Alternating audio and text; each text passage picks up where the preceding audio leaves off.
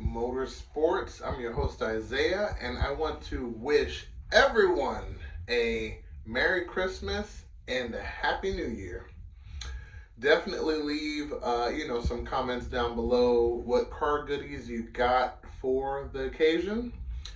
But today we're going to switch gears a little bit, mainly because we're waiting for a couple components to finish up that motor.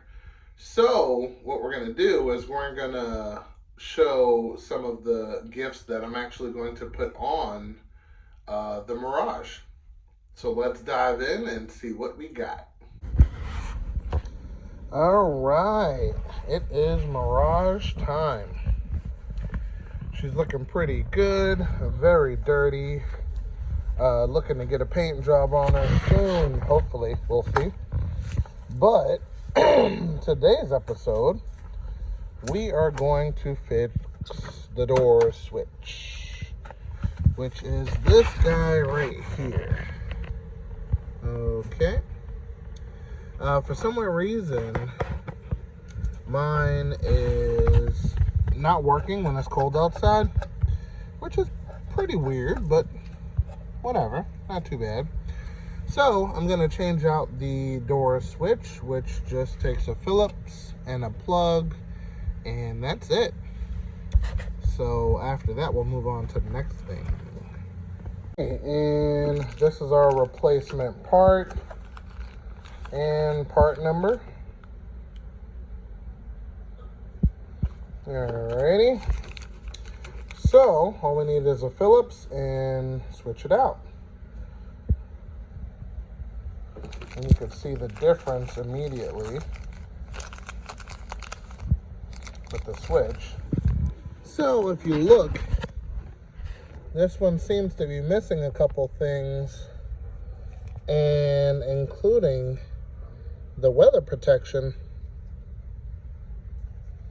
So that may have been the issue the whole time. Every time you wash the car, lose signal. So we're going to swap this out. And just like that, presto. Old one is out, new one is in, and working perfectly.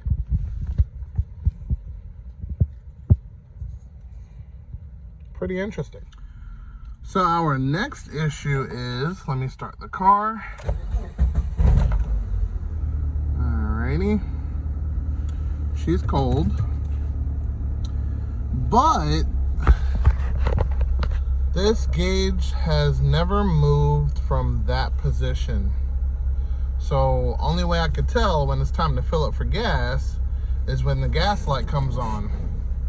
So we have to remedy that today. So we are going to change the fuel leveling sensor.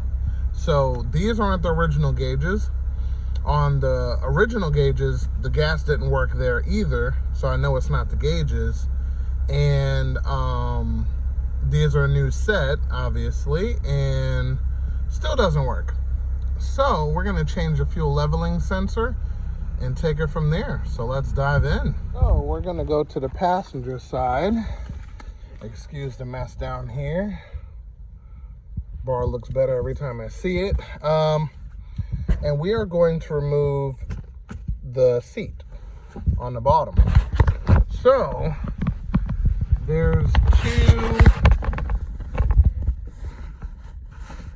hinges right here and on the other side, and it moves it up just like that. You just pull it out and it releases the seat. So we're going to do that on the other side, and we're going to see what we got beneath it. Okay, so excuse all of the audio madness there. Our point of interest is this guy. So we're going to take this flathead, pop that guy open, and that is our fuel leveling sensor, sending unit, you know what I mean. So we are going to get some of these animals off here with a old-fashioned air gun. and then we'll start taking this apart so we don't drop any of this sand into the gas tank, which is going to mess up the fuel filter and maybe more. Clog an injector, whole other issues. So let me do that and we will be back. And also decided to get rid of this eyesore.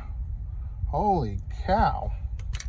I was sitting right here holding those two, but I'll see if I can clean that up and hopefully there's no damage beneath it. But anyway, so that is blown out to the best of ability. Okay, so take your 5/16, undo that, and then from this point you can undo it by hand. Unplug your plug. Alrighty, that's the side. There we go.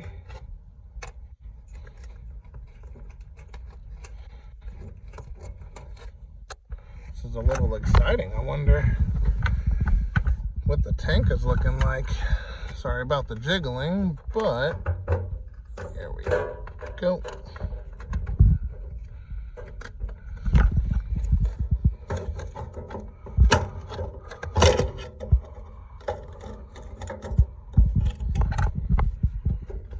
Okay.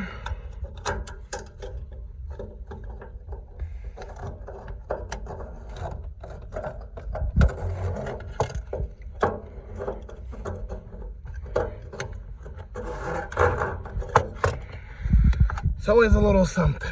Always, always. All right, let's see. So, there we go. All right.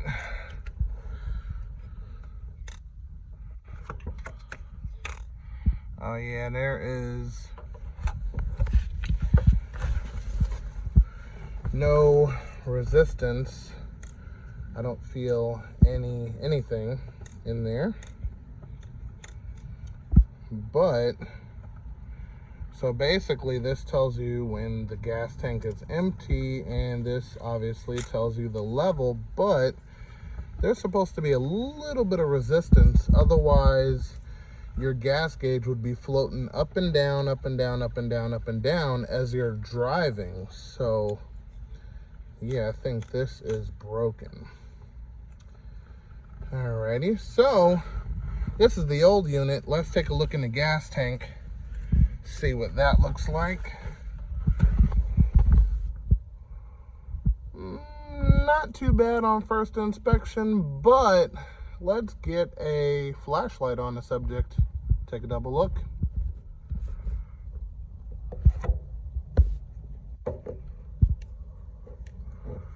That's actually looking pretty good. Of course, minus a couple specks, but definitely looks pretty good. Almost new. Not bad. All right, so let's go check out the new sending unit. Okay, so this is the new sending unit. All right, everything looks good. All right, same plug, not bad.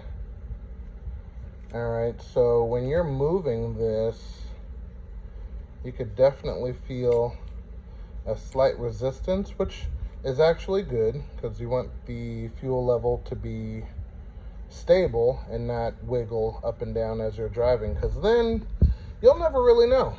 So we got this plus a new gasket. So that's excellent. We are going to put that in and slide this in also. Okay, so the gasket just slides in to the corresponding slots, and that's it. So let's drop it in and let's see what we get. Drops in, super simple. Gonna put your 7/16 bolt back in, plug back in, cover, seat, whole 9. and we're gonna see if we have a fuel level. So stay tuned. Okay, so on position, and already it is going up to where the gas actually is, which is great. We're gonna start it anyway. Alrighty. Look at that. I'm actually gonna leave a link down in the description below so you guys can repair your gas gauge if you're having this issue and kind of take it from there. But that is working perfect. I don't know if it's me, but when you fix something on a car, it seems like a whole new car when you fix the smallest things. But that's awesome. Seems like it's working and it's still doing its thing. That's great. Okay. And the next thing we're going to do today. So I recently went to an alignment rack and they did the alignment for the front and as much as they could do for the rear. They said the camber is out on the rear by almost 1.2 degrees, which is bad. It'll end up balding out tires, so on and so forth. Also, the toe is out. So I figured today we're gonna do something about that. Which brings us to these two boxes. Okay, so let's open them up and see what we got. Yes, this is for the toe, fully adjustable. And this is for the camber, fully adjustable. We're gonna lift up the car, take off the wheel, and take a look. But regardless to what, both of those items will be addressed. So let's get to it. First things first, we're gonna jack up the car, which conveniently have a tow hitch, so you can jack it up from there. And of course, after the car is in the air, we're gonna pop loose the lug nuts. Okay, we are in there. Let's see. So the long one is camber and the short one right here is toe. So we are going to start ripping this out and add in our new camber and new toe, which actually goes in like this and bolts down on the inside, and that is going to be nice. So let's take it from there. Okay, in just a couple of minutes it is out. Okay, so we can compare this to that one, and then once you unlock these bolts, you can actually adjust it from here, and it's that simple. Okay, so what we're going to do for now is we're going to measure up from here to here to make sure it is at least the same length in that respect. So what we're going to do is we're going to do that, and then we're going to install this one. Okay, and that is the toe adjustment. All right, same deal as the camber. You loosen the two lock nuts and adjust from the center. So long story short, we're going to need to do an alignment, and I know only one place that does alignments on cars that are super low. We'll get to that another time. But yeah, now we can start installing. So let's do that. Definitely best to do this side first and then put in the bolt over here. And I have the rod in the center loose for adjustment. I'm trying to get this as straight as possible, I'm gonna see if I have a tool to kind of assist with that, but moving on, we're about to put in the camber and let's see how it looks. Alrighty, everything is not tight, but this is the ending result, which looks great, by the way. Get a couple of shots here. I have these brand new, by the way, so I'm gonna probably put those on when it better suits me, but no cracks or anything of the sort, so she's good to go. But that is the money shot. That looks good. Let's get an above shot there. All right, so I have definitely adjusted it to the best of my eye ability. So we will be taking this one to an alignment ramp soon, probably sooner than later, and start adjusting everything for track purposes. So this should come out really, really nice, and the alignment will be already set up for track, and we should be good. So we're gonna have it set up for maximum traction. I'm thinking worst case, I'll have 0.2 in the rear of camber negative, and probably 0.1, 0.2 in the front.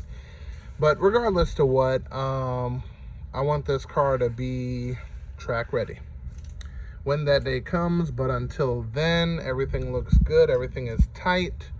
I have to tighten these, and boom, we'll put the wheel back on and drop it down. See how it looks.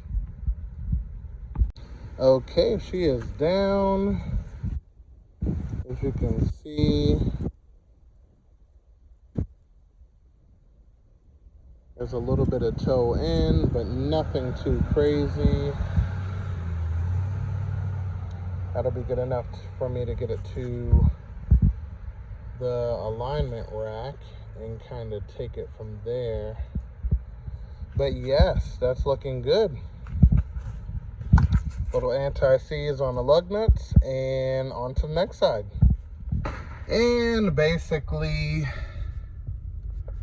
I popped in these items so I didn't bore you with the reinstallation, doing it all over again.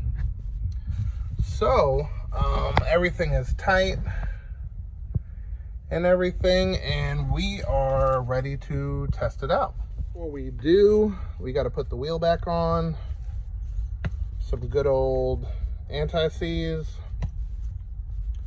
on there. Put the wheel on and we're good to go. Okay, so upon further analysis, it's looking like